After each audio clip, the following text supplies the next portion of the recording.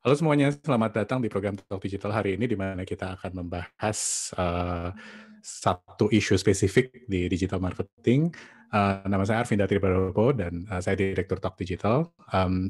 Kami menyediakan layanan consulting yang membantu berbagai industri, berbagai perusahaan di berbagai industri dalam menjalankan strategi digitalnya. Dan selama 1 jam ke depan kita akan membahas soal bagaimana sih kita memanfaatkan teknologi digital marketing terutama untuk optimalisasi tingkat konversi. Nah, kalau sebelumnya kita udah pernah membahas soal bagaimana sih kita memanfaatkan teknologi marketing, terutama untuk personalisasi, A/B testing, dan lain sebagainya di website. Kalau dalam kesempatan kali ini, kita akan membahas teknologi marketing lainnya, gitu, yaitu email. Seperti biasa, buat yang nantinya ingin mengajukan pertanyaan, silakan sampaikan pertanyaan di kolom Q&A. Nanti di akhir pertemuan kita akan alokasikan sekitar waktu sekitar 15 menitan untuk bahas pertanyaan-pertanyaan yang diajukan oleh teman-teman. Itu sih kurang lebih. Nah, seperti yang tadi saya share gitu, hari ini kita akan membahas soal bagaimana sih kita bisa memanfaatkan email gitu untuk meningkatkan tingkat konversi gitu. Sebelumnya refreshment aja kali ya gitu. Kalau di dalam bisnis digital yang disebut dengan konversi itu adalah titik ketika ada calon konsumen atau misalnya user kita itu melakukan sebuah aksi yang diinginkan gitu oleh kita gitu. Cuman di sini konversi sebenarnya punya makna yang luas. Artinya bukan konversi di sini bukan saja berarti seseorang itu melakukan pembelian gitu. Tapi bisa saja orang tersebut melakukan aksi-aksi yang lebih kecil tuh dari pembelian gitu. Misalnya katakanlah seseorang itu melakukan download app gitu, atau misalnya melakukan registrasi, sign up gitu ke situs kita, atau dia mendaftarkan diri jadi penerima email kita, atau sebatas mungkin mendownload brosur yang kita punya di website, atau misalnya ngirim email gitu ke kita. Jadi sebenarnya konversi itu luas gitu. Ada yang namanya konversi makro. Konversi makro itu secara umum adalah konversi besar. Kalau di dalam bisnis digital tentunya konversi makronya adalah penjualan. Tapi ada juga konversi mikro. Konversi mikro itu adalah konversi-konversi yang sifatnya lebih kecil nih, gitu. Yang kalau digabung-gabungkan itu sebenarnya menunjukkan tingkat ketertarikan seseorang untuk menggunakan produk atau layanan yang kita punya. Gitu kurang lebih. Nah, menjalankan strategi yang punya orientasi meningkatkan konversi itu kurang lebih digunakan oleh banyak sekali bisnis gitu. Jadi cuman makna konversi untuk banyak sekali bisnis ini beda-beda. Untuk e-commerce konversi ujungnya tentu adalah penjualan. Gitu. Untuk sebuah bisnis kayak marketplace ujung konversinya juga adalah penjualan. Cuman kalau kita pindah ke industri lain gitu, contohnya misalnya adalah B2B. Misalnya perusahaan katakanlah penyedia layanan hukum. Kemungkinan besar di industri tersebut kalau misalnya ada seseorang yang butuh layanan hukum, proses membeli produknya tidak akan dilakukan secara online gitu. Tapi apakah berarti konversi itu tidak bisa dilakukan secara online? Bukan. Tapi konversinya beda. Mungkin konversinya bukan melakukan pembelian atau transaksi seperti layaknya di e-commerce, tapi konversi untuk sebuah biro layanan hukum itu sebatas orang misalnya kontak gitu. Dan itu adalah konversi ujung untuk bisnis-bisnis, terutama bisnis-bisnis yang basisnya B2B gitu. Ada banyak sekali cara untuk mendorong yang namanya konversi ya. Sebelumnya kita udah bahas soal website gitu. Gimana caranya kita menggunakan teknologi digital marketing untuk misalnya personalisasi, untuk misalnya melakukan A/B testing, untuk misalnya mendorong adanya exit survey dan lain sebagainya gitu. Nah, hari ini kita akan membahas bagaimana kita melakukan optimalisasi konversi gitu dengan menggunakan yang namanya email gitu. Nah, sebelumnya sebenarnya pertanyaan yang cukup sering saya temukan gitu terkait dengan email ini itu adalah emang email masih relevan gitu, emang email masih gitu dipakai di dalam digital marketing gitu. Emang kalau pengguna saya nggak banyak pakai email, pantas gitu saya menggunakan digital marketing dalam pantaskah saya misalnya menggunakan email di dalam proses digital marketing? Dalam prakteknya, sebenarnya email itu merupakan salah satu tool yang kalau buat saya pribadi ya, dari observasi saya di beberapa industri, email masih sampai sekarang masih menjadi satu tool yang, sangat powerful untuk mendorong, konversi, gitu. Bahkan ada beberapa, klien kami yang growth bisnisnya itu entirely, didorong oleh yang namanya email marketing, gitu. Email marketing di sini bukan berarti email yang dikirim ke orang-orang yang nggak kenal sama kita. Bukan berarti kita nge-spam gitu, karena kalau yang disebut dengan email marketing yang benar adalah ya kita bukan nge-spam. Email marketing ini dimaksudkan sebagai upaya mengirimkan email yang berisikan informasi-informasi spesifik ke orang-orang yang memang udah kenal nih sama produk kita. Database pelanggan kita, database network kita, orang-orang yang mungkin udah pernah mengontak kita, tapi for some reasons mereka tidak menyelesaikan pembelian. Misalnya harganya belum cocok, gitu. Misalnya produknya juga belum cocok, timingnya belum cocok, dan sebagainya. Gitu.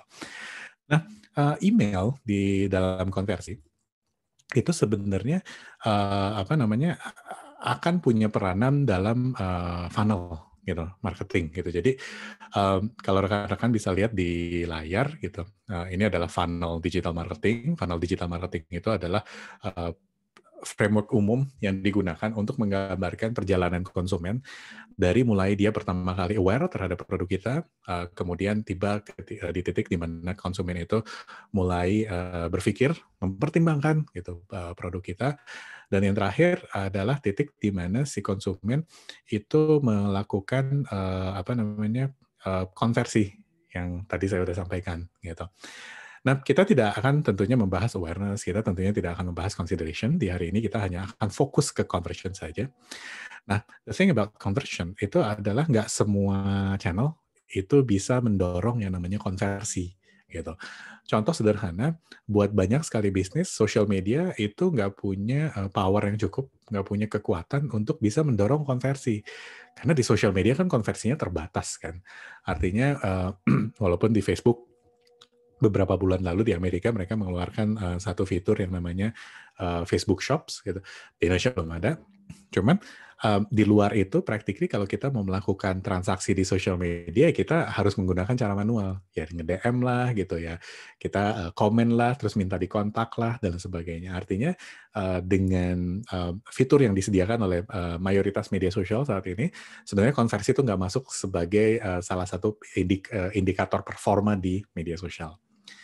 Konversi itu secara spesifik akan didorong oleh tool-tool di mana memang penjualan terjadi gitu. Tentunya yang paling tool konversi yang paling kuat itu adalah yang namanya website gitu.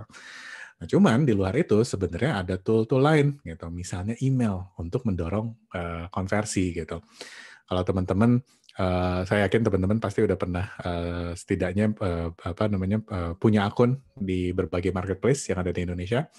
Kalau kita misalnya buka akun di marketplace di Indonesia, biasanya hal pertama yang ketika kita sudah melakukan pendaftaran, mereka kadang-kadang nanya ke kita, "Hey, kamu mau nggak gitu nerima newsletter dari kita nih?" Gitu. Kalau kamu mau terima newsletter dari kita, nanti kamu dapat voucher nih. Ada yang ngasih 75.000 gitu, ada yang ngasih 50.000. Kalau sekarang ngasihnya udah mulai nggak sebanyak lalu gitu, cuma tahun-tahun lalu gitu. Cuman masih cukup banyak yang menawarkan apa namanya cashback lah, diskon ketika kita bilang bahwa gue mau nih gitu nerima email dari sebuah marketplace gitu. Kenapa si marketplace itu sampai mau ngasih insentif dalam tanda kutip ke kita untuk dikirimin newsletter?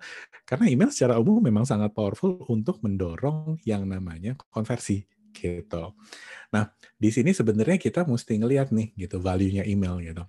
Um, yang namanya email itu adalah informasi yang kalau buat saya pribadi itu sudah sifatnya personal dan mendalam gitu tentang seseorang gitu.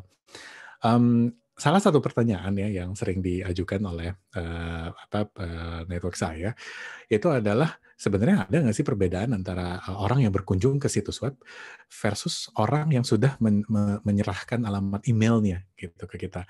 Banyak sekali bisnis-bisnis, terutama bisnis-bisnis skala baru yang baru masuk ke digital marketing atau baru membangun apa namanya aktivitas operasionalnya, itu yang kadang-kadang orientasi paling gedenya tuh adalah yang namanya traffic website gitu. Seakan-akan jadinya fixated gitu.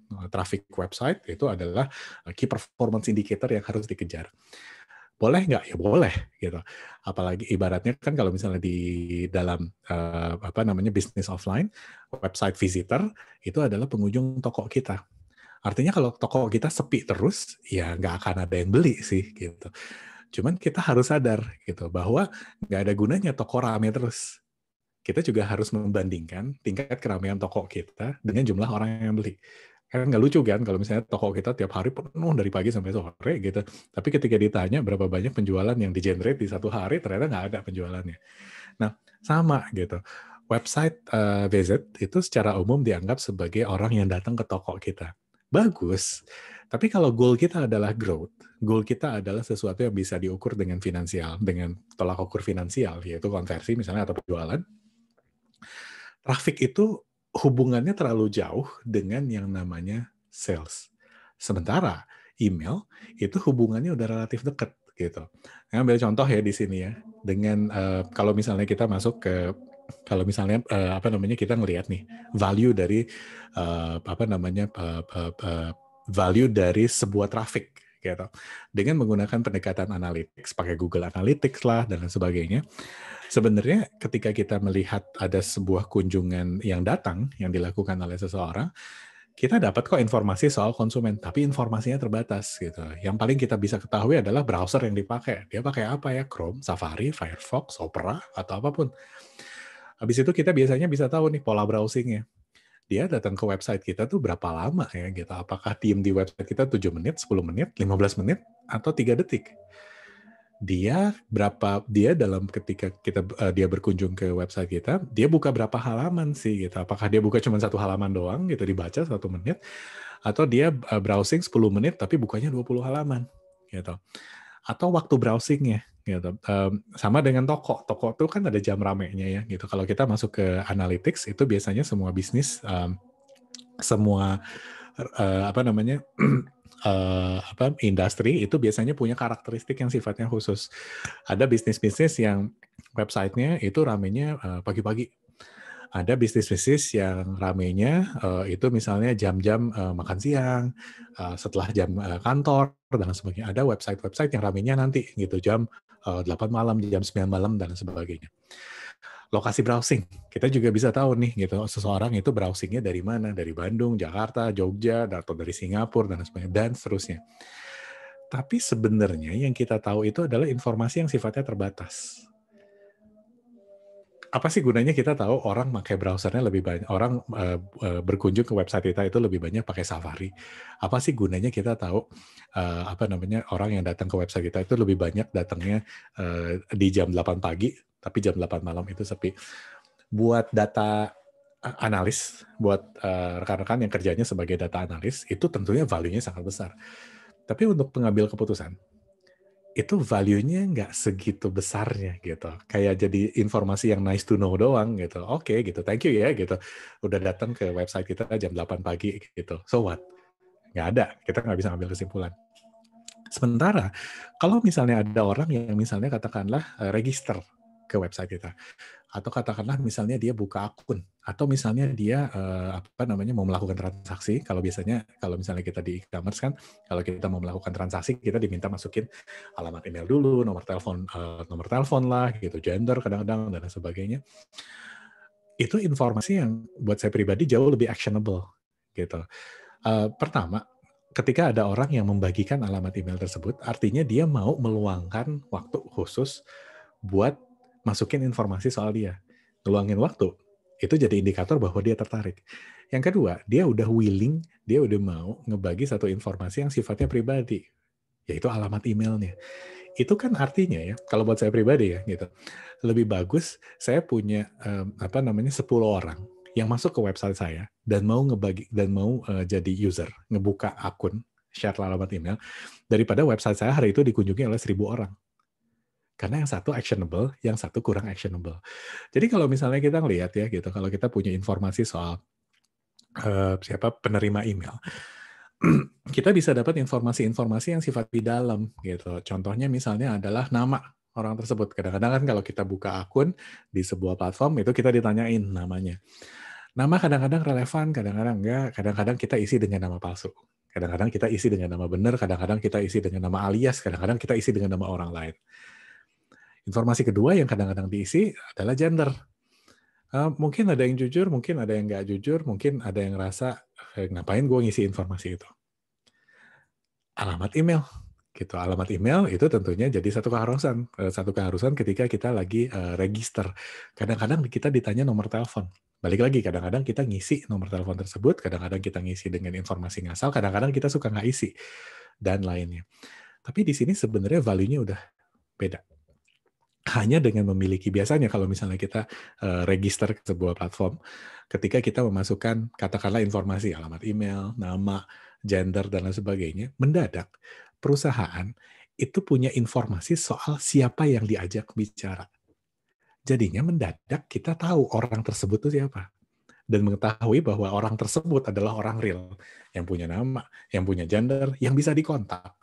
Dan bersedia, yang paling penting adalah bukan bisa dikontaknya, tapi bersedia untuk dikontak oleh perusahaan. Kan kadang-kadang kalau misalnya kita register suka ditanya kan, mau nggak terima newsletter dari kita? Kita minta izin ya gitu, ngirimin misalnya email-email dan sebagainya. Konsen untuk menerima email itu jadi satu keharusan gitu. Nah begitu kita ketemu dengan orang-orang yang memang secara eksplisit bilang bahwa gue mau kok nerima email, itu value-nya sangat amat besar gitu. Jadi kalau misalnya ditanya mana yang berharga buat konversi, balik lagi. Buat saya lebih berharga 10 alamat email daripada ada 1000 kunjungan website. Karena 1000 kunjungan website itu kita belum tentu bisa mengambil insight apapun dari kunjungan tersebut. Tapi ada 10 orang yang nge-share alamat emailnya dalam register atau misalnya pengen langganan newsletter dan sebagainya. Itu menunjukkan ada 10 orang yang tertarik. Beda banget ada 1000 orang yang datang ke toko kita dengan 10, tapi nggak ada yang beli, dengan nggak ada 1000 orang yang datang ke toko kita, cuma 10 orang yang datang ke toko kita, tapi 10-10-nya itu bilang, gue bersedia dikontak lagi kalau misalnya lain kali ada promosi. Itu kurang lebih value dari yang namanya si email tadi gitu. Nah, email secara umum, kalau misalnya orang udah ngasih email ya gitu buat perusahaan gitu, banyak sekali keunggulan yang bisa ditawarkan gitu oleh email gitu di dalam konversi. Yang pertama adalah email tuh sebenarnya bisa digunakan untuk mendorong calon konsumen potensial untuk balik lagi ke situs web gitu. Jadi katakanlah nih gini, ada orang daftar ke website kita, misalnya website e-commerce, misalnya katakanlah kita jual barang furnitur aja ya. Tapi dia nggak beli produk kita. Nah sebenarnya kalau dia nggak beli produk kita, nggak apa-apa. Tapi kan kalau misalnya katakanlah dia udah misalnya bikin akun tersebut gitu. Terus selama 1 bulan dia nggak pernah masuk lagi ke website, kita udah punya alamat emailnya dia juga kan. Kita bisa nanya, kamu kan udah buka akun di website kita nih gitu. Tapi selama 1 bulan ini kamu nggak pernah nih melakukan apapun. Ada masalah nggak? Ada yang bisa kami bantu nggak? Dan lain sebagainya. Itu yang pertama. Yang kedua, email itu bisa memunculkan komunikasi yang lebih personal gitu, terutama dengan pendekatan personalisasi.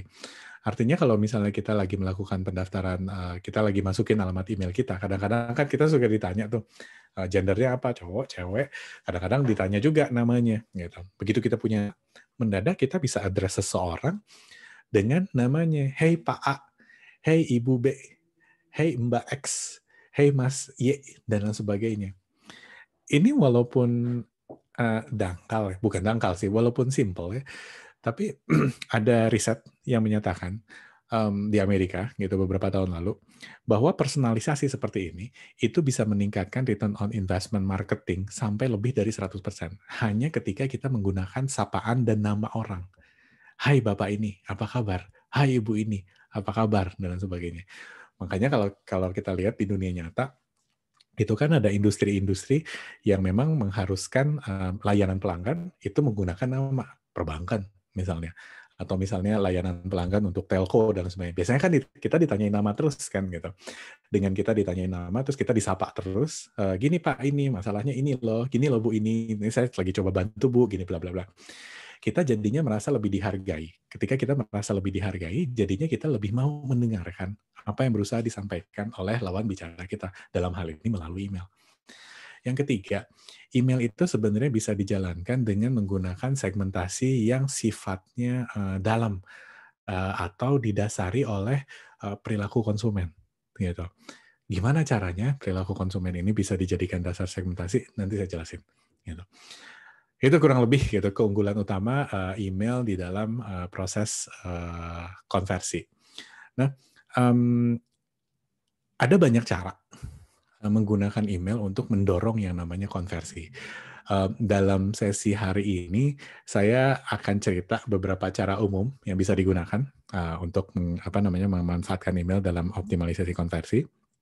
Tapi satu hal yang perlu saya garis bawahi, ini hanya ilustrasi belaka, gitu. Di belakang layarnya, pemanfaatan email untuk konversi itu nggak semudah yang terlihat di depan mata, karena dia menggunakan banyak sekali teknologi di belakang, ada otomasi dan lain sebagainya gitu. Cuman mudah-mudahan dengan ilustrasi yang bisa saya sampaikan di hari ini, rekan-rekan bisa kebayang nih gitu gimana caranya memanfaatkan email untuk optimalisasi konversi, atau kalau misalnya rekan-rekan ngerasa stuck nih, gitu. Biasanya kalau di e-commerce itu kan kadang-kadang dengan iklan growth-nya gede, terus habis itu stagnan terus gitu. Kadang-kadang email bisa jadi penyelamat.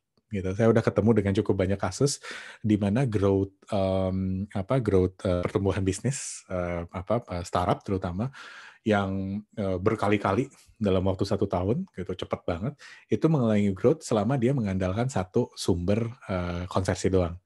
Email itu sering sekali menjadi tool penyelamat gitu. Begitu kita menjalankan strategi email dengan tepat, konversi langsung naik dan growth lama-lama juga jadi naik gitu. Untuk contoh hari ini, saya akan gunakan satu perusahaan fiktif yang namanya Hias Rumah. Gitu. Ini perusahaannya nggak ada ya, ini perusahaan fiktif buat contoh aja. Ceritanya si Hias Rumah ini jualan furnitur, sofa dan kawan-kawan. Gitu. Nah, kita akan melihat bagaimana bisnis fiktif ini, si Hias Rumah, ini bisa memanfaatkan email untuk mendorong konversi. Ya.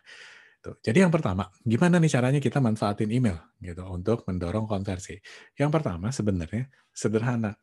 Ketika ada orang yang udah menyerahkan alamat emailnya ke kita, jangan dicuekin kalaupun kalaupun misalnya orang tersebut tidak melakukan aktivitas pembelian. Kalau ada orang yang udah meluangkan waktunya, mau cuma semenit, mau cuma 10 menit gitu untuk nge-share alamat emailnya, namanya dan sebagainya. Hal paling menurut saya santun dan logis yang bisa kita lakukan itu adalah bilang selamat datang gitu. Sederhana memang gitu. Cuman selain email, gimana lagi caranya kita ngontak orang tersebut gitu. Kalau kita kirim misalnya lewat WA, kadang-kadang kalau misalnya kita terima message di WA dari sebuah brand, itu kan masuknya kategori spamming kan. Cuman kalau kita terima email selamat datang dari sebuah brand, itu masih nggak masuk ke kategori spamming. Karena kan kita udah bilang bahwa kita bersedia nih gitu terima email. Nah, isi email onboarding ini sebenarnya sederhana gitu. Intinya si email ini adalah email khusus yang diberikan buat orang yang baru bergabung. Gitu. Informasinya ya tergantung perusahaannya. Bisa cara melakukan transaksi, bisa edukasi produk, bisa memperkenalkan platformnya gitu. Misalnya, tahu nggak bahwa kita selain punya website, kita punya app. App-nya juga tersedia baik di platform iOS maupun di platform Android gitu. Di luar itu kita juga mengakomodir pembelian lewat ini. Kalau lo berusaha menghubungi kita, bisa kontak lewat nomor telepon ini dan sebagainya. Intinya ucapkan selamat datang, selamat bergabung gitu. Yang paling penting adalah timingnya. Kapan email ini bagusnya dikirimkan? Ideally, email seperti ini dikirimkan segera setelah orang buka akunnya. Kebayang kan kalau misalnya hari ini nih, misalnya sekarang jam setengah 8 malam, saya buka sebuah akun misalnya di marketplace, tapi email selamat datangnya baru dikirim 2 minggu yang akan datang. Udah keburu lupa kan gitu. Ini email dari siapa ya gitu. Oh iya ya waktu itu kan saya pernah buka akunnya gitu. Jadi timeliness gitu, ketepatan waktu itu jadi sangat penting nih buat kita untuk mengirimkan email-email yang sifatnya onboarding ini. Pendekatan email onboarding ini bisa dilakukan untuk semua industri. Marketplace boleh gitu, mau katakanlah misalnya kita punya email newsletter gitu, ada orang yang mau berlangganan email newsletter ke kita, ucapkan selamat datang gitu. Cerita bahwa kita perusahaan itu adalah perusahaan di bidang ini, terus punya platform ini dan sebagainya. Tapi intinya itu sangat penting ya gitu untuk mengucapkan selamat datang tadi. Yang kedua, ini pendekatan yang sangat lazim nih, gitu. Email promosi. Kenapa ditaruh di nomor 2? Soalnya ini paling banyak dipakai gitu. Banyak yang tentunya ini juga merupakan bagian dari strategi mendorong konversi dengan email ya gitu. Email promosi sesuai dengan namanya, dan rasanya rekan-rekan juga pasti pernah menerima email promosi, adalah essentially email yang berisikan ya just that gitu, promosi. Nah, email promosi itu sebenarnya secara umum bisa mendorong orang untuk melakukan pembelian dengan insentif tertentu. Misalnya kita dikasih diskon, atau misalnya kita dikasih cashback, atau misalnya kayak minggu depan nih ada 12-12 gitu. Dari akhir bulan kemarin itu banyak marketplace, banyak e-commerce yang udah cerita gitu bahwa bentar lagi mau 12-12, siap-siap ya gitu, dan lain sebagainya. Isinya akan sangat terpulang pada strategi promosi yang memang dijalankan oleh si perusahaan. Artinya di sini sebenarnya nggak ada patokan. Cuman yang pasti adalah email promosi ini yang paling sensitif emailnya. Dalam artian, kalau terlalu sering kita kirimkan email seperti ini, lama-lama kita bisa dianggap sebagai spammer. Terus-terusan aja tiap hari. Dulu tuh pernah ada satu marketplace ya, beberapa tahun yang lalu, yang ngirimin email tuh setiap 2 hari sekali. Wah, dulu kasusnya sempet rame gitu di digital. Udah agak lama sih sebenarnya. Karena jadinya email dia nggak efektif gitu. Orang-orang itu jadinya kesel nerimanya, dan banyak yang nge-flag si brand itu sebagai spammer. Akhirnya di blacklist. Banyak email-email filter di seluruh Indonesia yang nge-blacklist email dari sana. Lama-lama strategi emailnya nggak efektif. Itu kalau misalnya kita kirimin terus-terusan gitu. Ideally email-email seperti ini dikirimkannya ya secara reguler atau ketika memang ada promo. Tapi mesti hati-hati juga nih gitu. Jangan sampai kita mengirimkan email itu terus-terusan gitu. Mungkin waktu yang tepat itu bakal tergantung ya dari strategi perusahaan. Cuman dari banyak perusahaan yang kami tangani, itu kebanyakan kalau email promosi itu dibatasi mungkin 3 minggu sekali sampai 4 minggu sekali gitu, untuk menjaga antusiasme orang gitu, kurang lebih. Nah, yang ketiga itu adalah email yang secara langsung berhubungan juga dengan e-commerce. Ketika orang udah dikasih nih email soal selamat datang, ketika orang udah dikasih email promosi, apa sih harapannya? Harapan kita kan tentunya adalah orang itu melakukan transaksi. Tapi di dalam yang namanya e-commerce, itu selalu ada rate tingkat abandoned cart gitu. Ketika kita udah masukin barang ke keranjang belanja gitu, terus kita check out, ujung-ujungnya kita nggak bayar gitu.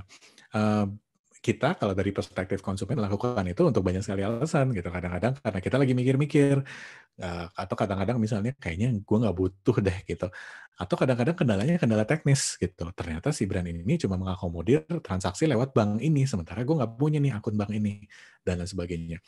Tapi apapun alasannya, sebenarnya salah satu strategi email yang paling ampuh untuk mendorong orang yang sudah berbelanja, orang yang sudah memasukkan barang ke keranjang belanjanya untuk menyelesaikan transaksi, itu adalah ngasih informasi bahwa ada yang ketinggalan nih, seperti yang rekan-rekan bisa lihat di layar.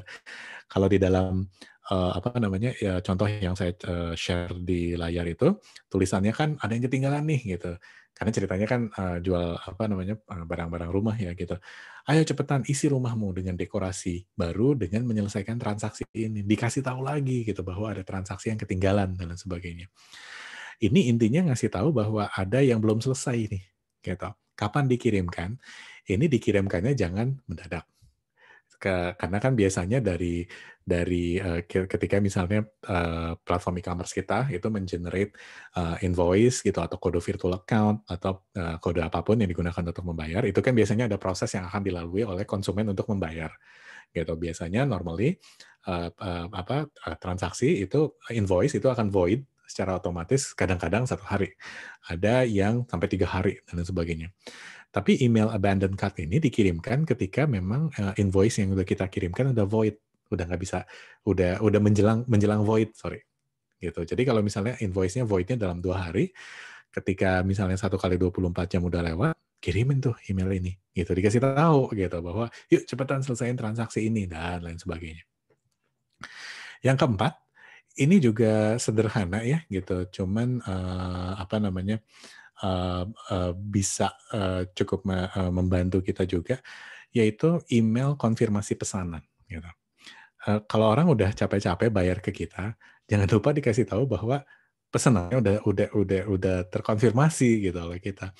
Di sini sebenarnya kesempatan buat perusahaan untuk nampilin sisi lainnya. Artinya jangan cuman ada email yang notifikasi, cuman emailnya transaksi berhasil titik. Ada tuh e-commerce yang kayak gitu, garing banget kan gitu, udah capek-capek bayar, udah ngisi ini itu cuma dikirimin transaksi Anda berhasil gitu, dingin gitu.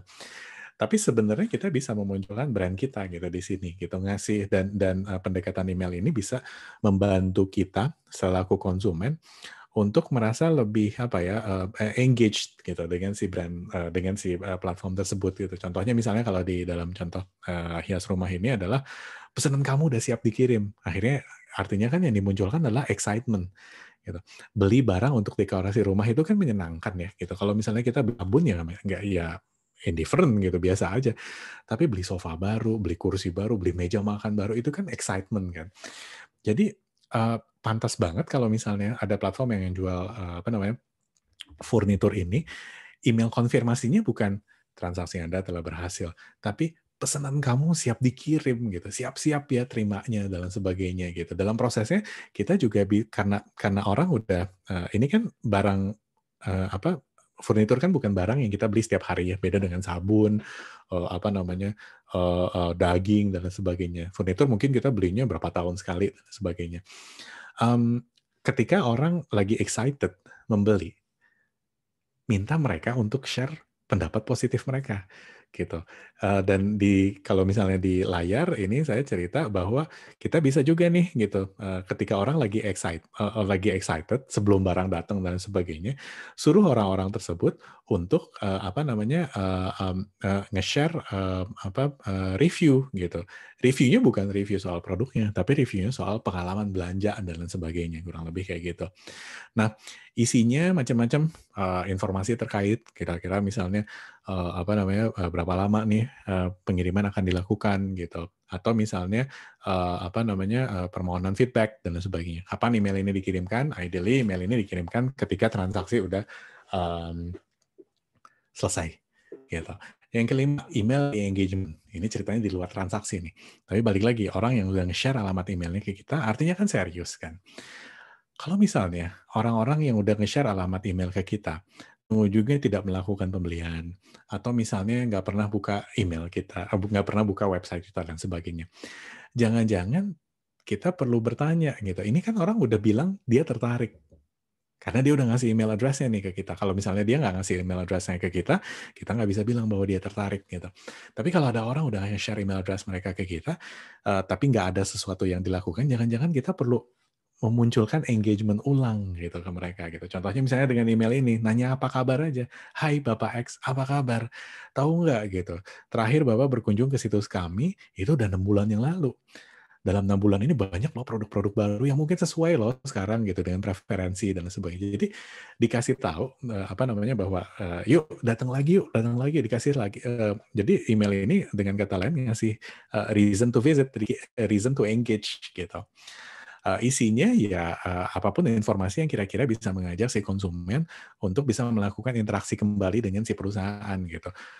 Download, app lah gitu, berkunjung ke situs web dan sebagainya. Kapan dikirim, ini bisa menggunakan kayak, semacam trigger gitu. Jadi ketika seseorang katakanlah udah 6 bulan nih nggak pernah login ke sistem kita, kita bisa secara otomatis mengirimkan email ini gitu.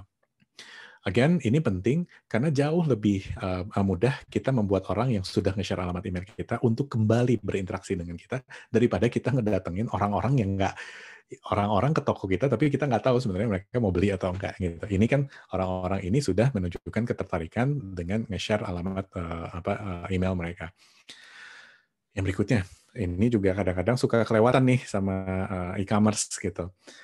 Yang namanya growth, itu kan bukan cuman retention doang ya, gitu. Bukan cuman beli barang yang sama lagi, dan sebagainya. Dalam konsep bisnis, itu growth bisa dihasilkan baik oleh upselling maupun cross-selling. Upselling, beli barang yang upgraded, cross-selling, beli barang yang mungkin sifatnya melengkapi barang yang udah kita punya, gitu. Contohnya misalnya kalau kita udah beli sofa baru, kenapa enggak gitu, kalau misalnya kita punya produk asuransi katakanlah, emailnya itu spesifik cross selling gitu, berusaha menjual, asuransi untuk sofa. kan ceritanya lagi honeymoon period ya, gitu dengan sofa gitu. Lagi sayang-sayang ini ke sofa baru gitu. Kalau lagi sayang-sayang, pengennya dilindungi dong si sofanya, gitu. Jadi mendadak masuk akal tuh gitu si apa namanya si email tersebut gitu. Cross sellingnya itu sebenarnya bisa disampaikan apa namanya bisa disampaikan upselling atau cross selling itu balik lagi ke kategori produk yang kita miliki gitu. Jadi nggak bisa berlaku untuk seluruh apa industri yang ada di Indonesia gitu. Kapan email ini dikirimkan? Ini sih balik lagi gitu ke policy si perusahaan gitu. Cocoknya kapan ya gitu? Apakah misalnya segera setelah pembelian produk itu dilakukan atau kayak gimana? Yang ketujuh gitu, email survey gitu. Again, orang udah capek-capek nge-share alamat email mereka ke kita. Kita udah berkali-kali nanya ke mereka gitu, ngajak mereka beli, tapi kok nggak mau beli terus ya gitu. Ya udah jangan dipaksa. Tapi the least we can do adalah nanya gitu. Kenapa sih kamu nggak mau beli gitu? Ini kan adalah orang-orang balik lagi yang udah kita ketahui dalam tanda kutip identitasnya, sebagian dari identitasnya. Mungkin kita tahu namanya, mungkin kita tahu lokasinya, mungkin kita tahu nomor teleponnya dan sebagainya. Artinya ini adalah potential konsumen kita, real potential konsumen kita gitu. Mereka lah yang sebenarnya paling masuk akal untuk ditanyain feedback yang sifatnya bisa membangun apa namanya bisnis yang kita punya gitu. Jadi sebenarnya bisa tuh gitu. Jadi email-email kayak gini sebenarnya tujuannya bisa mengajak calon konsumen untuk ngisi feedback yang berhubungan dengan produk perusahaan dari mulai tingkat kepuasan atau kebalikan tingkat ketidakpuasan atau misalnya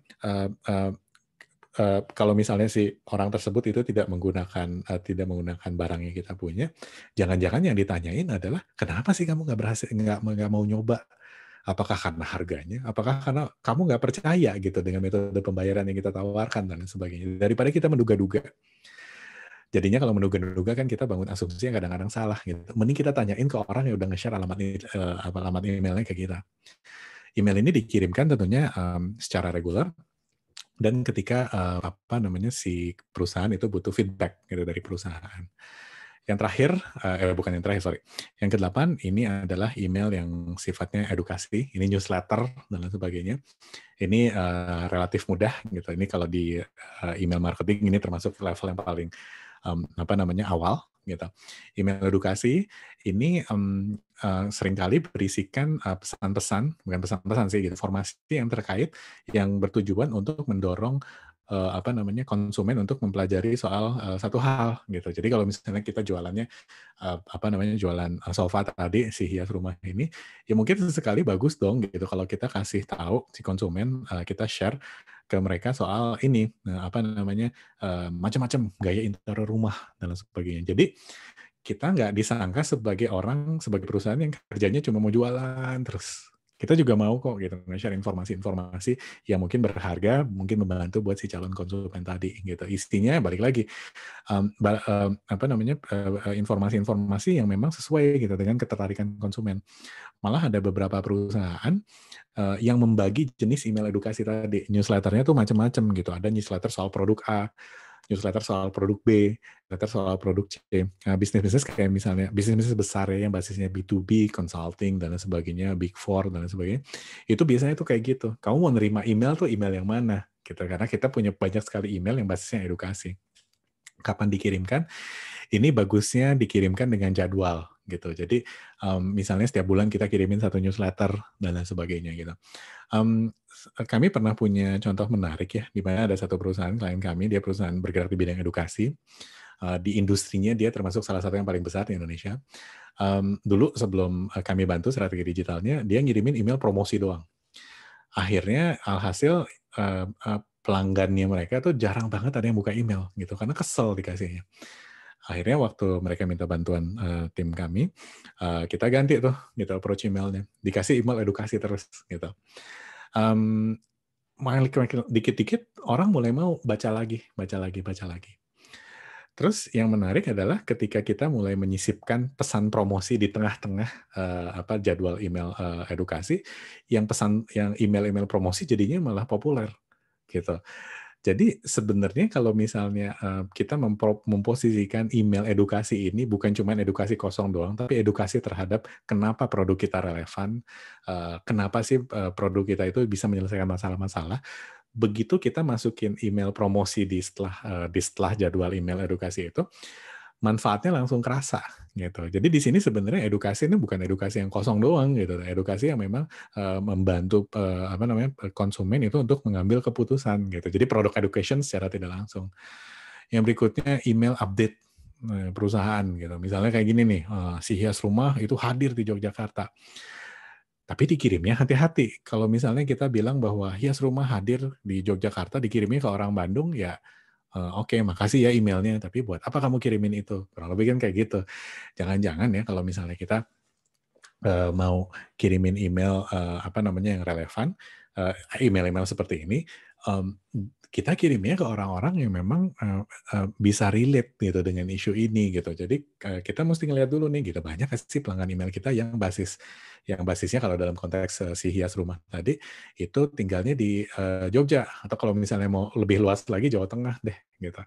Tapi orang-orang misalnya pelanggan kita yang tinggalnya di Sumatera, di Kalimantan, itu kan nggak akan dapat value gitu di sini. Jadi di sini sebenarnya setiap kali kita punya informasi yang kira-kira relatable dengan konsumen, bagus tuh kalau dikirimkan. Tapi balik lagi kiriminnya, perusahaan kan kadang-kadang senangnya seremonial gitu. Jadi saya tuh pengen menyampaikan semua milestone yang berhasil dicapai oleh perusahaan ke konsumen.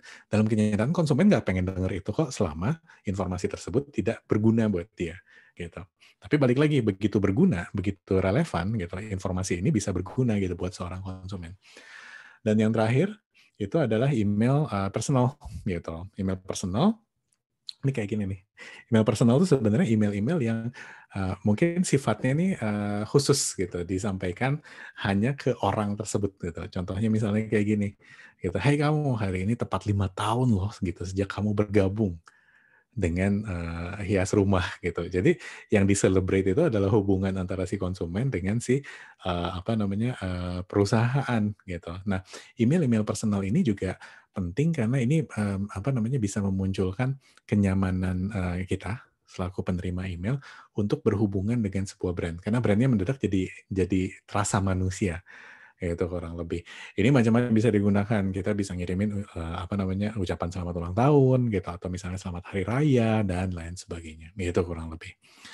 Nah, pendekatan dalam email marketing itu banyak gitu. Yang pertama yang paling sederhana kalau rekan-rekan mau ngejalanin strategi ini adalah email yang sifatnya terjadwal gitu. Contohnya misalnya kalau di hias rumah, email 1 kita kirimkan 10 Januari. Topiknya soal gaya sofa di rumah, macam-macam gaya sofa di rumah. Email yang kedua, itu kita kirimkan 10 Februari bulan depannya. Ceritanya soal macam-macam gaya kursi di rumah. Email yang ketiga, kita kirimkan bulan depannya lagi, itu ceritanya soal macam-macam gaya lemari di rumah. Ini email terjadwal, newsletter, gitu. Biasanya seperti itu.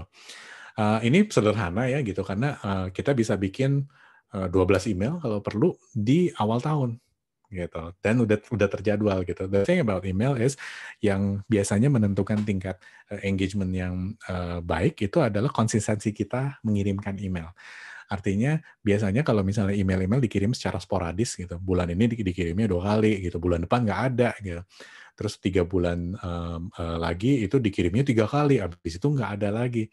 Itu kadang-kadang membuat orang tuh jadinya nggak inget gitu terhadap brand kita, karena kita tidak secara konsisten berkomunikasi gitu. Jadi daripada kita ngirimnya concentrated gitu, banyak tapi tersebar, biasanya lebih efektif kalau kita kirim dengan jadwal-jadwal yang sifatnya fix gitu when it comes to email gitu. Nah, yang kedua, ini email dengan trigger tertentu gitu. Email dengan trigger tertentu, ini contohnya misalnya gini, ini ceritanya kan katakanlah misalnya di layar ini adalah email abandoned cart gitu. Ada yang ketinggalan nih gitu, informasinya kurang lebih seperti itu.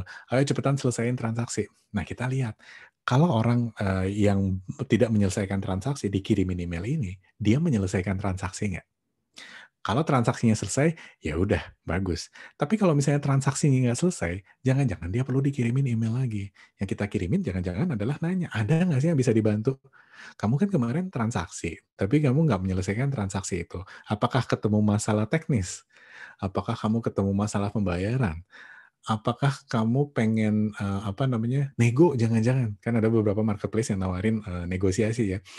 Tapi email soal transaksi ini, email soal ada yang bisa kami bantu itu ditawarkan hanya ke orang yang melakukan add to cart, checkout, tapi tidak menyelesaikan transaksi bahkan setelah diingatkan. Kalau dari pengiriman email ada yang kami bisa bantu, dia tetap tidak melakukan transaksi, di sini mulai kita bisa menggunakan insentif marketing. Kita kasih diskon khusus orang itu. Ini diskon khusus buat kamu, gitu. Dari sini kita lihat, gitu, orang melakukan transaksi itu nggak, gitu. Orang gara-gara orang yang tadinya meninggalkan shopping cart itu, gara-gara dikasih email diskon, dia jadinya bertransaksi lagi nggak sih? Kalau misalnya dia tetap tidak melakukan transaksi, jangan-jangan kita harus tambahin lagi nih promonya, gitu. Tapi promonya tentunya jangan ditambah lagi misalnya diskonnya, karena jadinya aneh. Tapi tawarin angle lain, misalnya kalau yang saya share di layar, itu adalah ada cicilan nih 0% khusus buat transaksi kamu, dan sebagainya. Kalau dari sini dia tetap tidak melakukan transaksi, ya udah, gitu, let it go aja gitu. Jangan-jangan memang dia bukan konsumen yang memang serius menyelesaikan transaksi. Cuman di sini trigger-nya clear gitu. Artinya di sini ketika kita ada seorang konsumen melakukan tidak melakukan action tertentu, engine email kita otomatis akan merespon gitu. Triggernya nyala gitu. Jadinya ada sesuatu yang dikirimkan. Ini dijalankan dengan pendekatan otomasi di email gitu. Yang ketiga, ini cukup advance, gitu. Email berdasarkan behavior, gitu. Katakanlah misalnya gini, masih di hias rumah nih. Di hias rumah ceritanya kita punya app baru nih. Nah, di email tersebut yang kita cerita adalah yuk download aplikasi aplikasi si hias rumah. Kalau nggak download, apa yang kita lakukan? Gitu. Kalau misalnya ada orang-orang yang tidak terima, yang menerima email ini ternyata tidak melakukan download, jangan-jangan kita kirim email tambahan. Emailnya spesifik, ini loh gitu keuntungan pakai app hias rumah. Dari sini apa yang terjadi? Masih belum download. Kalau masih belum download, jangan-jangan dikirimin lagi email. Tahu nggak? Ada cashback khusus buat instalasi setiap instalasi app hias rumah. Itu kalau misalnya dia nggak download. Tapi kalau misalnya dia download, jangan-jangan kita juga bisa ngelihat behavior-nya dia. Jangan-jangan orang tersebut senangnya ngelihat sofa. Gitu. Atau jangan-jangan orang tersebut itu senangnya ngelihat lemari. Gitu. Kalau misalnya orang lagi nyari ketika udah download app, terus dia rajin gitu ngelihat app-nya, itu kan sebenarnya kita bisa bikin semacam trigger lagi, tapi triggernya bukan didasari oleh sebuah transaksi yang tidak selesai, melainkan didasari oleh behavior dia. Kalau dari 100% waktu yang dia alokasikan untuk browsing di app kita, katakanlah 75% waktunya dialokasikan untuk misalnya melihat sofa, yuk kita tawarin diskon khusus untuk sofa, biar nggak galau. Iya kan, gitu.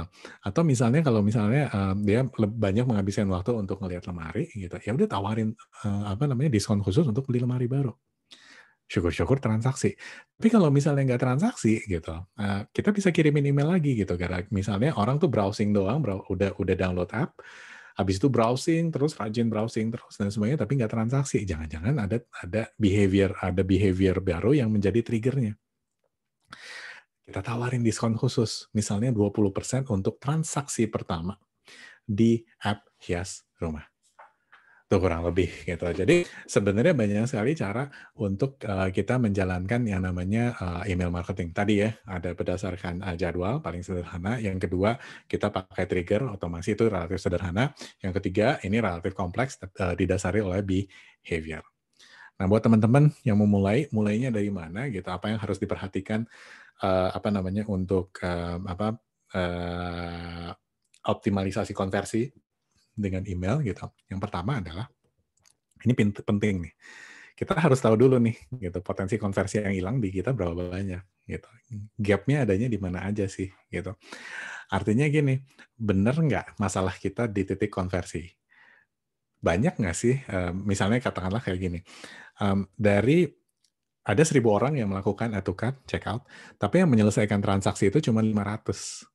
Otomatis kita udah bisa ngelihat potensi konversi kan gitu. Sebenarnya ada 500 500 transaksi yang kalau misalnya selesai itu nilai rupiahnya sekian gitu. Nah, kalau nilainya masuk akal, dikejar tuh strategi basisnya email. Tapi katakanlah dari 100% orang, dari 1.000 orang yang melakukan add to cart, itu 950-nya menyelesaikan transaksi, jangan-jangan nggak segitu pentingnya gitu optimalisasi konversi yang basisnya email. Jangan-jangan harus diperbaiki itu area lain. Bottleneck-nya di mana? Gitu. Bottleneck-nya apakah orang nggak mau download app, orang nggak mau menyelesaikan transaksi, orang nggak mau nggak mau add to cart, orang nggak mau pakai aplikasi atau apa sih sebenarnya? Jadi dari sana sebenarnya ketika kita mengidentifikasi bottleneck tersebut, si email mendadak bisa digunakan untuk membantu kita menyelesaikan bottleneck tadi gitu. Jadi jangan pernah menjalankan strategi email dengan sporadis, tujuannya cuma jualan terus gitu. Itu namanya spamming.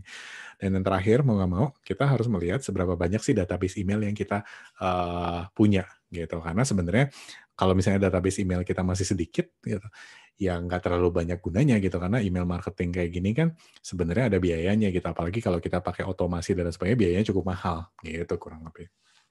Nah, kalau teman-teman pengen mulai gitu di optimalisasi konversi dengan email ini, sebenarnya banyak nih tool-tool yang bisa dipakai gitu. Contohnya misalnya salah satu software email marketing yang paling populer itu adalah Mailchimp gitu. Ini saya nggak promosi ya tentunya ya, nggak ada afiliasi apapun dengan perusahaan-perusahaan ini. Mailchimp itu banyak digunakan orang soalnya gampang makainya gitu. Buat desainnya, buat pengirimannya, analytics-nya juga lumayan oke. Ada juga software namanya Campaign Monitor. Campaign Monitor tuh agak beda dari Mailchimp dalam artian templating-nya sedikit lebih customizable, analytics-nya sedikit lebih dalam, tapi lebih cenderung sulit dibandingkan penggunaannya dibandingkan Mailchimp gitu. Kalau di kantor itu klien-klien yang kami bantu itu kepecah dua, sebagian ada pakai Campaign Monitor, sebagian basisnya Mailchimp gitu. Itu biasanya terpulang pada karakteristik email seperti apa yang dibutuhkan oleh masing-masing perusahaan. Jadi memang sebelum kita nentuin mau pakai software apa, kita harus tahu dulu gitu apa sih sebenarnya jenis email yang mau kita keluarin gitu. Baru dari sana sebenarnya kita bisa pilih. Ada yang namanya Active Campaign. Kalau Active Campaign ini dia customization-nya dalam gitu. Kita bisa nyusun workflow dan sebagainya. Cuman relatif sulit dipakai. Apalagi kalau dibandingkan Mailchimp sama Campaign Monitor. Ada Sendinblue. Sendinblue ini penyedia email yang masih relatif baru. Mirip Mailchimp gitu, cuman harganya sedikit lebih murah gitu dengan fitur yang kurang lebih sama. Ada Klaviyo. Nah, buat teman-teman yang misalnya bisnis e-commerce-nya itu menggunakan Shopify, Klaviyo itu dengan sangat mudah bisa diimplementasikan di Shopify gitu. Jadi direkomendasikan buat teman-teman yang pakai Shopify. Ada Omnisend. Kalau teman-teman misalnya punya bisnis e-commerce gitu yang memang engine-nya bisa di custom, ini Omnisend itu salah satu platform yang memang paling berorientasi pada e-commerce automation dibandingkan yang lain. Jadi customization-nya, penyusunan workflow-nya itu sangat berorientasi pada e-commerce. Kalau Mailchimp, Campaign Monitor itu lebih banyak orientasinya pada komponen front end-nya, visualnya itu gampang banget gitu. Atau kalau misalnya rekan-rekan bisnisnya skalanya udah lumayan besar gitu, bisa pakai software terintegrasi, ada HubSpot, ada Adobe, ada Salesforce gitu. Cuman memang biayanya agak mahal gitu kalau yang software-software ini yang suite ini. Gitu kurang lebih gitu. Jadi sebagai kesimpulan, optimalisasi konversi itu sebenarnya bisa dilakukan, bisa dibantu sekali dengan yang namanya strategi email. Dan email itu walaupun banyak yang ngerasa email ini udah ketinggalan zaman gitu, tapi sebenarnya email tuh punya banyak kelebihan gitu yang tidak dimiliki oleh platform lainnya. Terutama karena email itu bisa digunakan untuk menunjukkan ketertarikan orang gitu. Di sini pendekatan email yang digunakan bukan email spamming ya gitu. Kita download database dari sebuah tempat di internet terus kita bombardir database tersebut dengan email. Bukan itu email marketing yang saya maksudkan. Email marketing yang dimaksudkan di sini adalah email yang memang dikirimkan ke orang-orang yang memang menyerahkan alamat emailnya ke kita gitu. Pelanggan, subscriber newsletter dan sebagainya. Banyak strategi yang bisa dijalankan. Tadi saya share sekitar ada 9 kalau nggak salah ya strategi email, dari mulai email onboarding yang sangat sederhana, ada newsletter yang relatif sederhana, sampai ada email-email yang basisnya promosi dan sebagainya. Dan yang terakhir, secara umum email itu bisa dijalankan dengan 3 pendekatan utama. Terjadwal, gitu, kita set jadwalnya gitu secara teratur, pakai trigger tertentu, misalnya kalau dalam contoh tadi triggernya adalah ketika seseorang yang masukin barang ke card kita ke keranjang belanja, tidak menyelesaikan transaksi, atau berdasarkan pola perilaku. Kalau misalnya dia seringnya browsing soal sofa, kirimin email soal sofa. Kalau misalnya dia sering browsing soal misalnya kursi tadi, kirimin email soal kursi, dan lain sebagainya. Gitu kurang lebih. Kurang lebih itu sih sharing saya hari ini soal bagaimana memanfaatkan email untuk mendorong tingkat konversi ya. Udah cukup banyak pertanyaan yang masuk. Saya akan coba jawab satu-satu, terutama pertanyaan yang memang berhubungan dengan topik email ini ya. Tapi buat rekan-rekan yang memang uh, masih ingin mengajukan pertanyaan gitu, silahkan aja tulis di field Q&A. Oke. Sebentar saya baca dulu ya gitu karena cukup banyak nih pertanyaannya.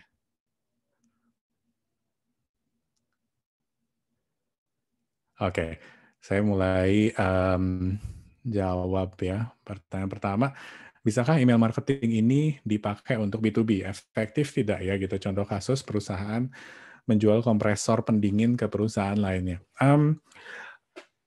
Saya pribadi merasa bahwa kalau dalam kasus-kasus yang kami tangani, B2B itu jauh akan lebih tergantung ke email daripada industri retail gitu, B2C gitu.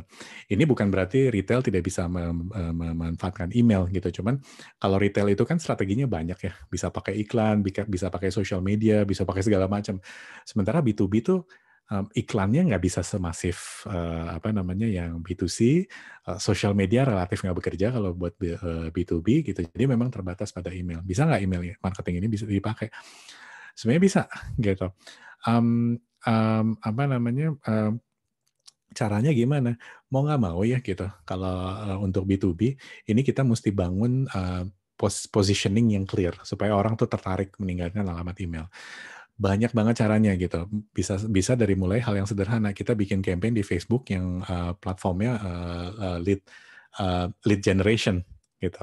Lead generation yang goalnya nanya nih gitu, kamu mau nggak nerima email misalnya dalam kasus ini tentang kompresor pendingin gitu. Orang-orang yang mengisi alamat email itu dikirimkan email tersebut. Atau misalnya di website kita selama ini misalnya kita udah menjalankan kampanye yang basisnya tetap lead, di mana orang-orang itu ngontak perusahaan kita lewat si email form tersebut gitu. Jadi di sana sebenarnya bisa aja tuh gitu orang-orang yang sudah mengontak kita dikirimin lagi gitu email-email tersebut gitu. Kalau ditanya efektif atau enggak, dalam pengalaman saya sangat efektif gitu email-email ini. Tapi memang prosesnya agak panjang gitu.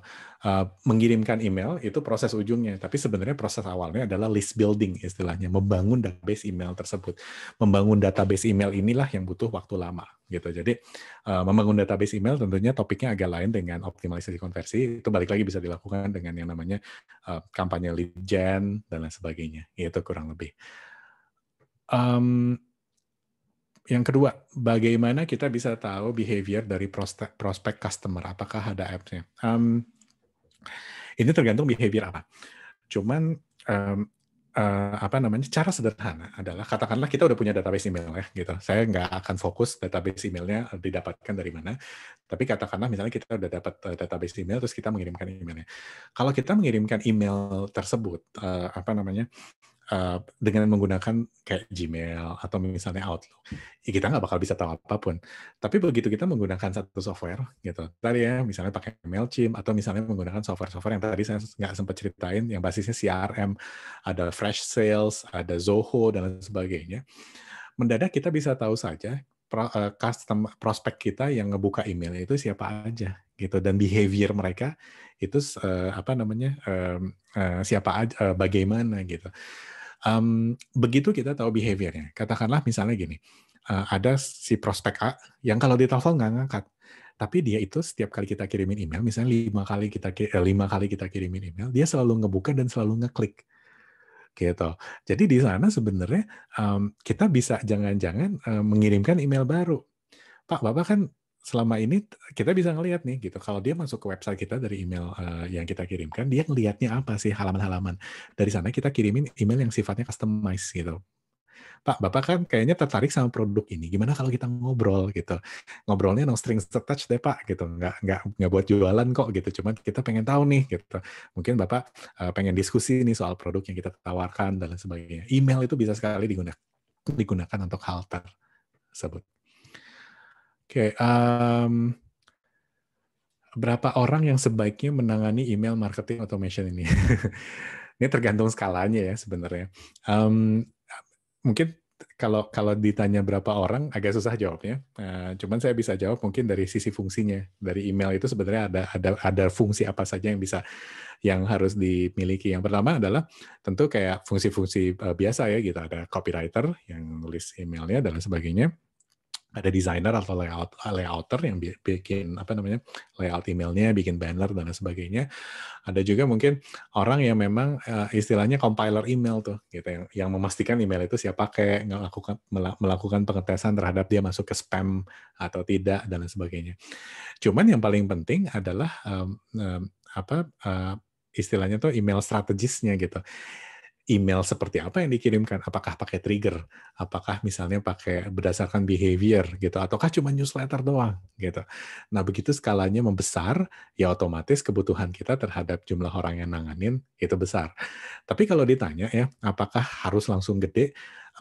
Sebenarnya enggak gitu. Kasarnya kayak misalnya yang tadi saya cerita tuh Mailchimp dan lain sebagainya, itu relatif sangat gampang kok dipakainya. Jadi theoretically satu orang yang di titik awal itu nanganin email juga udah sangat cukup gitu, karena Mailchimp itu kan kalau rekan-rekan mungkin pernah dengar software namanya Canva yang memudahkan kita desain. Mailchimp, Campaign Monitor tuh kurang lebih kayak gitu. Jadi ketika kita mau setup, gitu, kita tinggal pilih nih template yang kira-kira cocok, kita ganti bannernya, ganti logo, that's it, kita kirim. Kurang lebih kayak gitu. Pertanyaan berikutnya, oke. Tipsnya dong gitu, jika kita nggak bisa buat isi email pakai kode HTML, apakah ada solusi agar email kita menarik?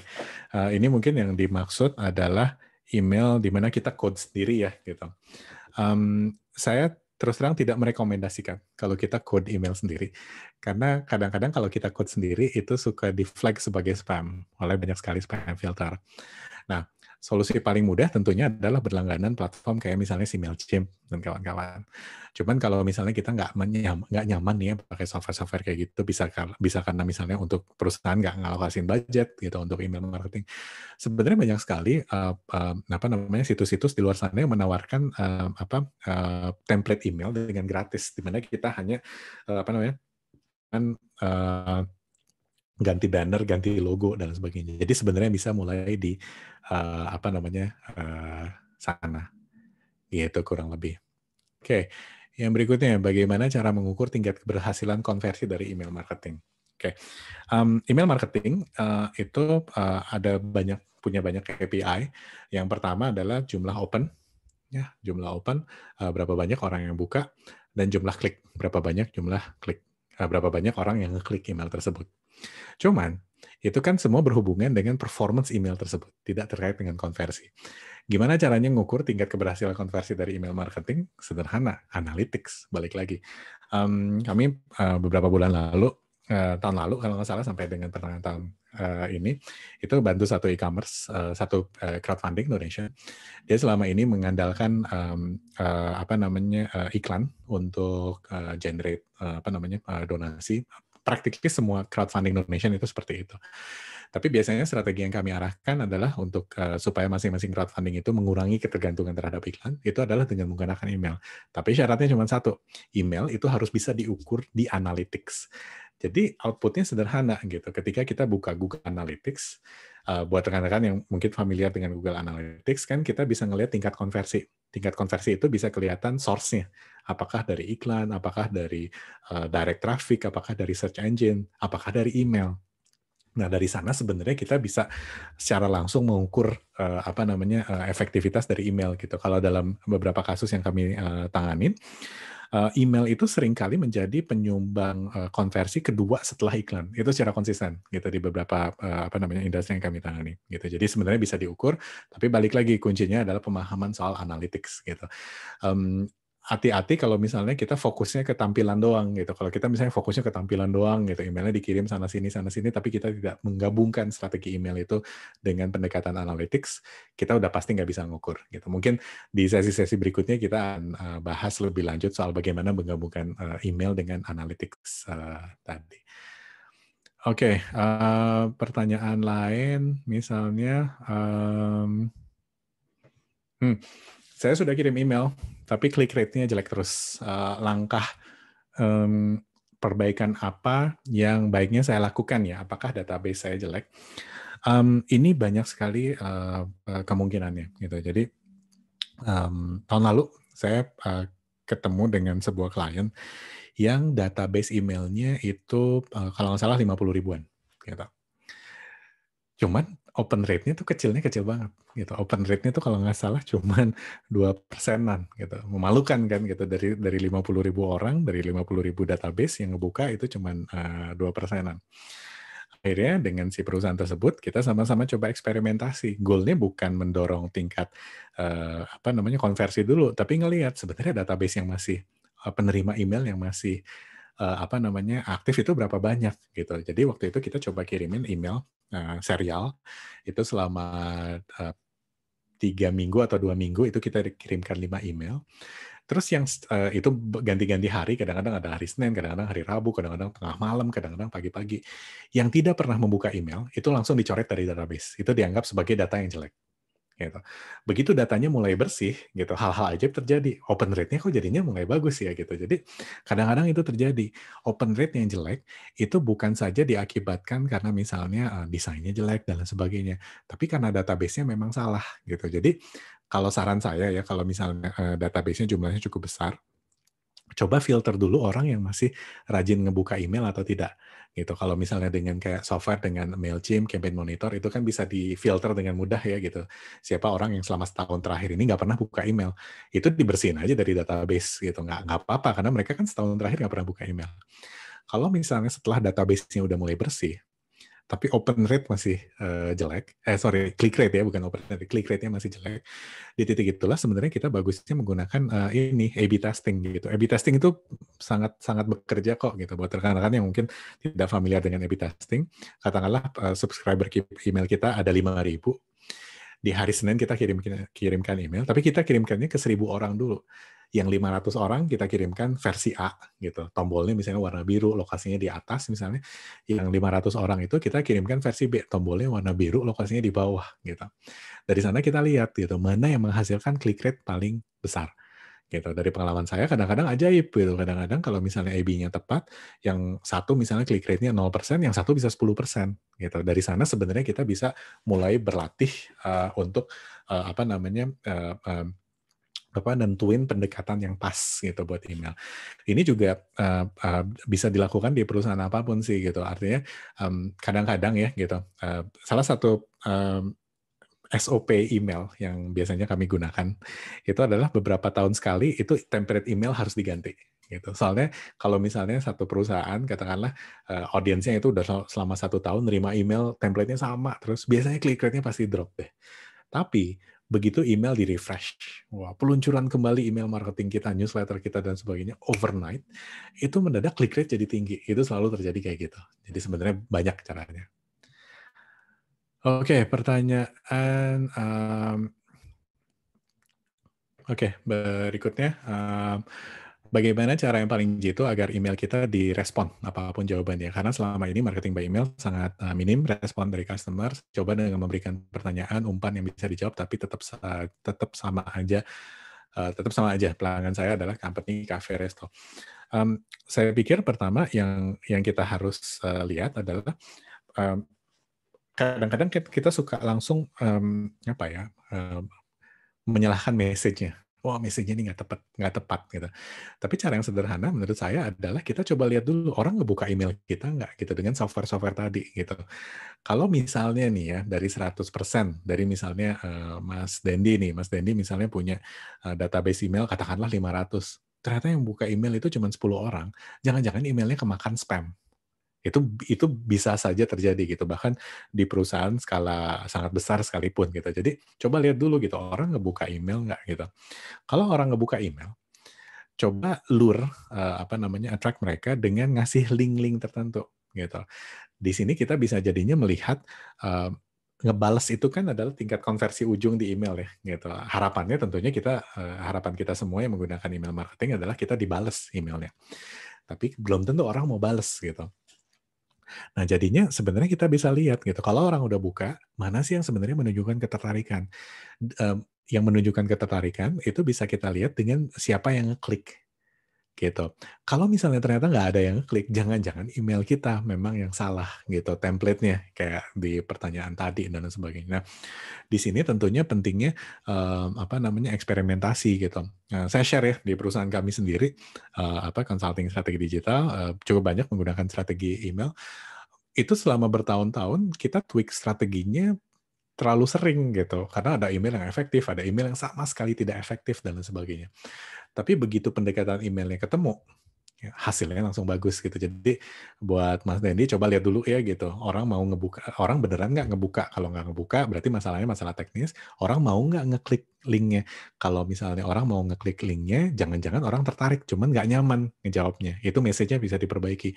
Kalau misalnya orang ternyata nggak ada yang ngeklik, jangan-jangan template emailnya yang salah, kurang lebih kayak gitu. Pertanyaan berikutnya. Oke, ada pertanyaan, apa indikator kita untuk menghentikan email saat menawarkan produk, namun hot leads yang kita punya tetap tidak closing? Kalau misalnya orientasinya ini adalah sales, saya sangat menyarankan menggunakan aplikasi-aplikasi kayak Fresh Sales yang bisa memberikan kita funneling leads. Gitu. Artinya di sini software-software seperti itu membantu kita mengidentifikasi mana yang paling dekat ke closing, mana yang enggak gitu. Jadi sebenarnya dia ngelihatnya sederhana sih gitu. Kalau misalnya katakanlah kita ngirimin email ke cold lead misalnya ya, ke lead dingin, dia statusnya levelnya yang paling rendah. Ketika lead-nya udah mulai ngebuka, statusnya naik lagi. Ketika lead-nya itu mulai naik lagi, ngeklik link gitu, itu naik lagi gitu. Makin lama levelnya makin naik. Nah, di sana treatment-nya mulai harus diubah gitu. Artinya ketika ada seseorang yang katakanlah hot lead yang kita kirimin email promo, email buat closing dan lain sebagainya itu tidak merespon, jangan-jangan waktunya kita untuk ganti approach gitu. Kirimin coba email newsletter gitu. Kami punya klien ya beberapa tahun yang lalu, dia distributor barang-barang buat bisnis juga gitu. Kliennya ini kontraktor gitu. Marketing dijalankan gitu, tapi nggak ada yang closing. Cuman yang menarik setelah kita lihat, itu yang rajin ngebuka email, itu adalah kontraktor atau agensi-agensi besar gitu yang sebenarnya menjadi targetnya. Artinya ketertarikan orang untuk mendengarkan yang si email itu sampaikan udah ada. Cuman metode closing-nya yang tidak nyambung rupanya gitu. Jadi rupanya setelah dilihat lebih lanjut, orang-orang tersebut itu nggak nyaman kalau closing-nya tuh melalui email gitu. Senangnya dikontak melalui cara lain dan sebagainya, kurang lebih kayak gitu. Pertanyaan ini sebenarnya cukup banyak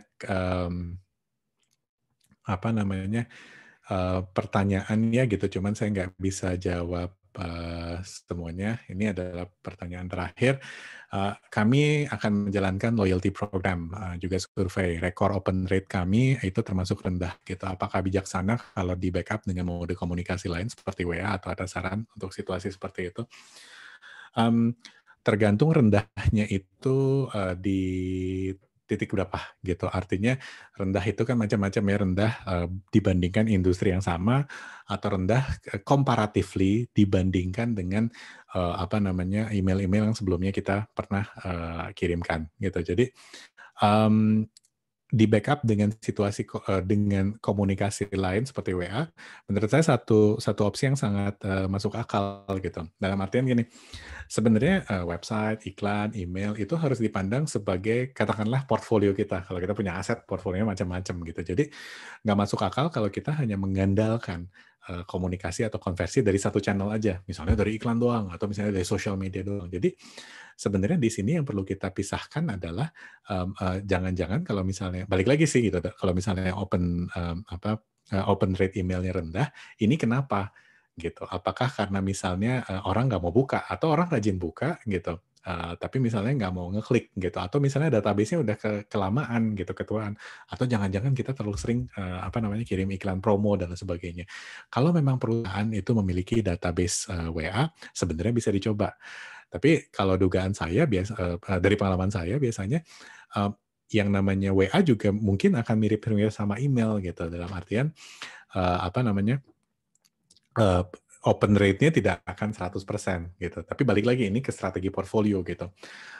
Open rate contohnya misalnya yang lazim yang dianggap sebagai standar global dari 100% email yang terkirim, itu open rate-nya mungkin di tingkat dunia itu sekitar 15%-an, 12,5 sampai 15%-an gitu. Jadi bisa dibayangkan kan kalau misalnya database kita ada 100.000 orang, ya cuman 12.500 orang yang rata-rata buka email kita. Tapi bukan berarti itu rendah. Itu memang karakteristik konversi di semua channel. Kalau kita jalanin iklan, mungkin cuma 10% yang klik. Kalau kita jalanin WA, mungkin juga cuma 10%. Tapi dengan kita menawarkan channel-channel yang beragam ke klien kita, sebenarnya strategi growth secara keseluruhan itu bisa dijalankan. Ini kami biasanya gunakan untuk strategi omni channel, itu biasanya kami gunakan untuk perusahaan-perusahaan yang memang majority digital marketingnya udah menengah ke atas gitu. Jadi memang strateginya digabungkan dengan banyak komponen-komponen lainnya. Itu sih kurang lebih gitu. Jadi masih banyak pertanyaan yang saya belum sempat jawab gitu, cuman mohon maaf sekali gitu karena waktunya udah habis ya gitu hari ini gitu. Jadi sorry banget buat teman-teman yang mengajukan pertanyaan tapi tidak sempat terjawab. Tapi mungkin nanti kita akan coba angkat pertanyaan teman-teman dengan mengangkat topik-topik email yang lebih spesifik deh gitu. Atau kita juga bisa coba nanti mengadres pertanyaan teman-teman dengan format konten gitu di mana-mana. Itu sih kurang lebih. Jadi buat yang tertarik ingin belajar digital marketing lebih lanjut gitu, boleh banget lihat recording sesi-sesi Talk Digital sebelumnya, di mana kami udah angkat berbagai topik seputar digital marketing. Rekan-rekan yang pengen lihat recording sesi-sesi kami sebelumnya ada di talkdigital.com/webinar. Topik-topik yang diangkat biasanya bukan teknis gitu, tapi sifatnya agak strategis dan pragmatis gitu. Itu sih kurang lebih. Jadi buat rekan-rekan yang udah hadir di sesi ini, thank you banget atas kehadirannya, thank you banget atas perhatiannya, thank you banget atas pertanyaan yang banyak sekali ini gitu. Again, mohon maaf ya saya nggak bisa jawab satu-satu gitu. Tapi mudah-mudahan sharingnya hari ini bisa bermanfaat, bisa diaplikasikan di tempat masing-masing. Sekali lagi thank you dan sampai ketemu lagi di program Talk Digital selanjutnya. Thank you ya semuanya.